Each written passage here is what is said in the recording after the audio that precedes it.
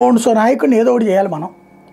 Case పెట్టాలా, FIR కట్టాలా, arrest చేయాలా, జైల్లో పెట్టాలా, దానికి ఏదో ఒకటి మీరు చూడండి అంటే అధికారులు ఆత్రపడుతున్నారు ఈ ఉన్నత ప్రమోషన్స్ కోసం, లేకపోతే మరేదైనా దానికోసం, లేదా మంచి పోస్టుల్లో ఉండాలి అంటే తప్పనిసరిగా వాళ్ళు చెప్పినట్టు చెయ్యాలి అన్నట్టు ఉంటుంది.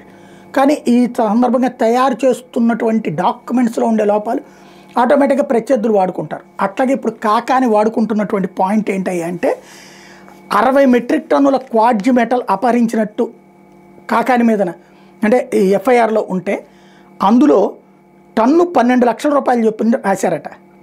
తద్వారా 7 కోట్ల రూపాయలు విలువ కట్టారట.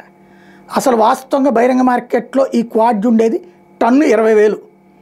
ఈ లెక్కన 60 మెట్రిక్ టన్నులు కలిపితే 12 లక్షలు. దానికి ఒకవేళ పెనాల్టీ వేసినా సరే 4 రెట్లు వేసినా 80 లక్షలు. అట్లాగా ఇదివరకు పేరుని నాని బియ్యం లెక్కనే ఉంటుంది అనమాట. దానికి 2 వేయచ్చు, 3 వేయచ్చు. కేసులు అరెస్టుల దగ్గర ఉండదు, కోర్టు అక్కడ ఇచ్చింది. అట్లాగే ఇక్కడ నడిచేటటువంటి అవకాశం ఉంటుందన్నమాట.